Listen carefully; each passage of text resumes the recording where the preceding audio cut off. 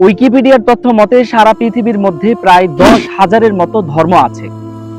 এই 10,000 ধর্মের মধ্যে থেকে একটি ধর্ম নিয়ে আজকে আপনাদের সাথে একটু গল্প করব।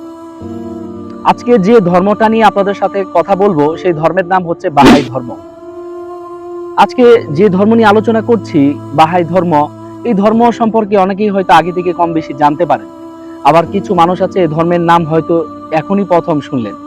চলুন আজকে আমরা একটু বাহাই ধর্ম সম্পর্কে একটু জানবো, যে বাহাই ধর্মটা কে চালু করেছে, এই ধর্মের নবীকে, এবং এই ধর্ম কি বিশ্বাস করে, এই ধর্মের কত অনুসারী আছে, এবং এই বাহাই ধর্মের কোনো অনুসারী বাংলাদেশে আছে কিনা, ইত্যাদি ইত্যাদি বিষয় সম্পর্কে আজকে আমরা জানার চেষ্টা করব। বাহাই ধর্মটা মূলত যিনি শুরু করেছেন তার নাম হচ্ছে সৈয়দ আলী মোহাম্মদ বাব। তিনি বাব নামেই পরিচিত।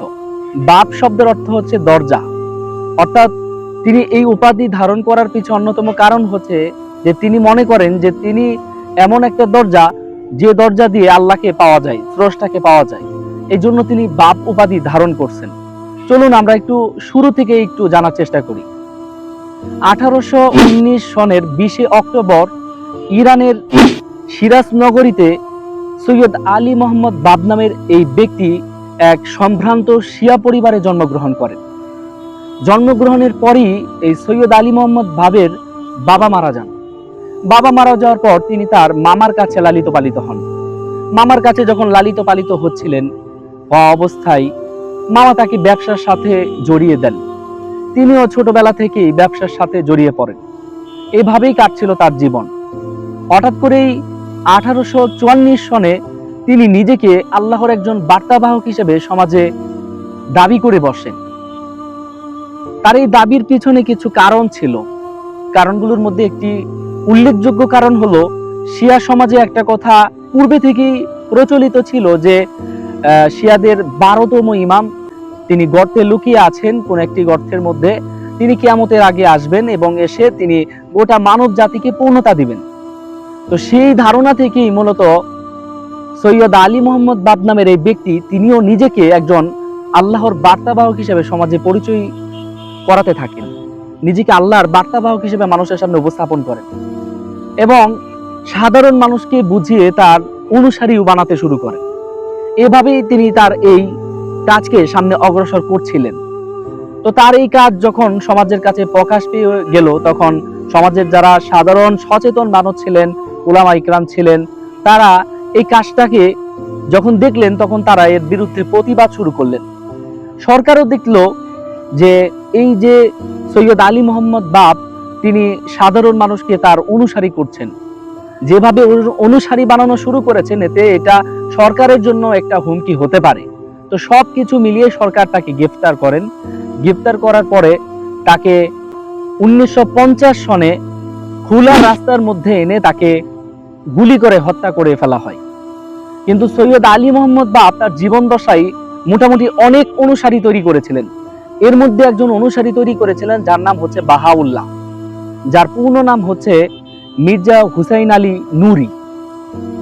তিনি মূলত 1817 সনে তিনি ইরানের তেহরান শহরে তিনি জন্মগ্রহণ করেছেন, এক সম্ভ্রান্ত শিয়া পরিবারে।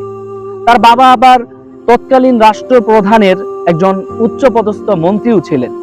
তিনি যখন সৈয়দ আলী মোহাম্মদ বাবের অনুসারী হয়েছিলেন, সৈয়দ আলী মোহাম্মদ বাবকে যখন সরকার গ্রেপ্তার করেছিল, তখন তার সাথে সাথে তার অনেক অনুসারীকেও গ্রেপ্তার করেছিল। তো ওই অনুসারীদের মধ্য থেকে এই বাহাউল্লাহ গ্রেপ্তার হয়েছিলেন। তো বাহাউল্লাহ সরকারের বিভিন্ন কারাগারে তিনি জীবন কাটাতে শুরু করলেন। এভাবে বাহাউল্লাহর জীবন চলছিল। হঠাৎ করেই 1952 সনে সরকার তাকে একটি অন্ধকার কূপের মধ্যে নিক্ষেপ করেন এবং সেখান থেকেই এই বাহাউল্লাহ দাবি করেন যে তার কাছে প্রথম আল্লাহর বার্তা চলে আসে, যেখানে তাকে বলা হচ্ছিল সৈয়দ আলী মোহাম্মদ বাব যে বলে গিয়েছেন যে একজন বার্তাবাহক আসবেন, যিনি হবেন চূড়ান্ত ব্যক্তি এবং যার মাধ্যমে মানব জাতি পূর্ণতা পাবে, যার মাধ্যমে মানব জাতি মুক্তি পাবে, তুমি হচ্ছে সেই ব্যক্তি। তখন বাহাউল্লাহ বুঝতে পারলেন যে তিনি হচ্ছেন সেই বার্তাবাহক বা সেই চূড়ান্ত ব্যক্তি যার মাধ্যমে মানব জাতি মুক্তি পাবে, মানব জাতি আল্লাহকে পেয়ে যাবে, যার মাধ্যমে মানব জাতি আল্লাহকে পাবে, তিনি হচ্ছেন সেই ব্যক্তি। তো বাহাউল্লাহ যখন এই ওহী যখন বাহাউল্লাহর উপর আসলো তখন বাহাউল্লাহ এভাবে গোপনে তিনি তার দাওয়াতের কাজ চালিয়ে যেতে লাগলেন। এভাবে করে তার কারাগার জীবনে তিনি তার দাওয়াতের কাজ চালিয়ে যাচ্ছিলেন। যখন সরকার ডিসিশন নিলেন যে এই বাহাউল্লাহকে বাগদাদের কারাগার থেকে ভিন্ন কারাগারে হস্তান্তর করা হবে, তখন এই বাহাউল্লাহ 1963 সনে তিনি প্রকাশ্যে রেজওয়ান নামে একটি উদ্যানের কাছে তিনি ঘোষণা দেন তিনি হচ্ছেন সেই ব্যক্তি যার কথা বলে গিয়েছিলেন সৈয়দ আলী মোহাম্মদ বাব। তিনি সেটা মানুষের সামনে উন্মোচিত করলেন, মানুষকে বললেন। তারপর সরকার তাকে বিভিন্ন কারাগারে পাঠিয়ে দিলেন।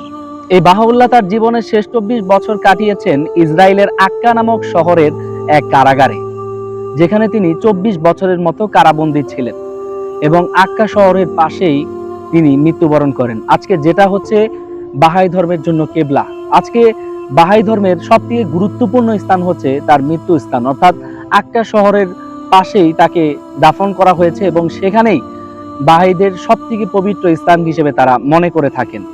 এবং বাহাই ধর্মের যে পবিত্র ধর্মগ্রন্থ, সেই ধর্মগ্রন্থের নাম হচ্ছে কিতাবি আকদাস।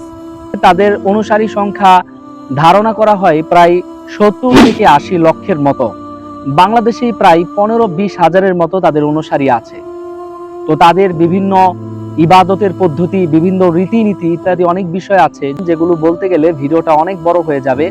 তাই আজকের এই পর্বে এতটুকুই বলছি এবং আগামীতে আমরা আরেকটি পর্ব নিয়ে আসব, যেখানে বাহাই ধর্মের বিভিন্ন রীতিনীতি, বিশ্বাস, আকীদা ইত্যাদি বিষয়গুলো তুলে ধরার চেষ্টা করব। আশা করি আপনাদের কাছে আজকের এই আলোচনা, এই তথ্যটা ভালো লেগেছে এবং পরবর্তী আপডেট এবং পরবর্তী তথ্য জানতে অবশ্যই আমাদের সাথে থাকবেন। ধন্যবাদ। আসসালামু আলাইকুম ওয়া রাহমাতুল্লাহ।